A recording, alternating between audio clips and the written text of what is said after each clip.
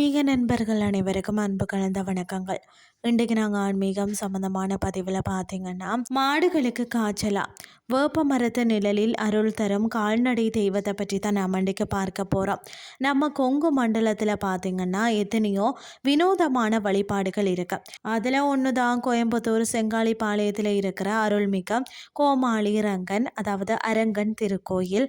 இந்த கோயிலோட கதை ரொம்பவே சுவாரஸ்யமானது. என்னன்னு சொல்லி பார்த்தீங்கன்னா, புல்லாங்குழல் இசைக்கு மயங்கிய மாடுகளாம். சுமார் 150 வருஷத்துக்கு முன்னாடி பார்த்தீங்கன்னு சொன்னால் வாழ்ந்த கோமாளி நாயக்கர் என்பவர் தான் தன் புல்லாங்குழல் இசையாலேயே மாடுகளை கட்டி போட்டவரா. கால்நடைகளுக்கு நோய் வந்தால் அவரோட கைராசியிலேயே சரியாகிடுமாம். அவர் மறைஞ்சிருந்தாலும் இன்னைக்கும் அந்த பகுதி மக்களோட மாடுகள் அவர் தான் காத்து வாராருன்னு நம்புகிறாங்க. அது மட்டும் இல்லாமல் இங்கே கடவுளுக்குன்னு தனியாக கோபுரம் எல்லாம் கிடையாது. ஒரு பெரிய வேப்ப மரத்துக்கு அடியில் தான் சாமி வீற்றிருக்கிறாராம். அதாவது சுற்றி ஆலமரம், பூவரசுன்னு மரங்கள் சூழ்ந்திருக்கிறதால உச்சி வெயிலில் கூட இங்கே ஏசி போட்ட மாதிரி செம ஜில்லுன்னு இருக்குமா. இங்கே ஸ்பெஷல் என்னன்னு சொல்லி பார்த்தீங்கன்னா, ஆடு மாடுகளுக்கு உடல்நிலை சரியில்லைன்னு சொன்னால் இங்கே கூட்டிகிட்டு வேண்டிக்கிறாங்க.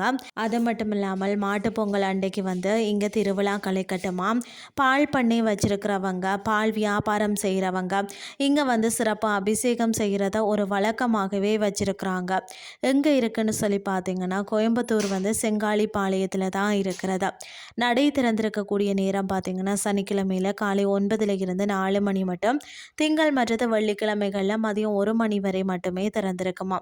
உங்கள் வீட்டில் இருக்கிற கால்நடைகளோட நலனுக்காக ஒரு முறை இங்கே போயிட்டு வாங்கள். இன்றைய ஆன்மீகம் சார்ந்த பதிவு உங்களுக்கு பிரயோசனமாக அமைஞ்சிருக்கும்னு சொல்லி நானும் நம்புகிறேன். இதே மாதிரி மற்றொரு ஆன்மீகம் சார்ந்த பதிவோடு உங்களை சந்திக்கிறேன். நன்றி.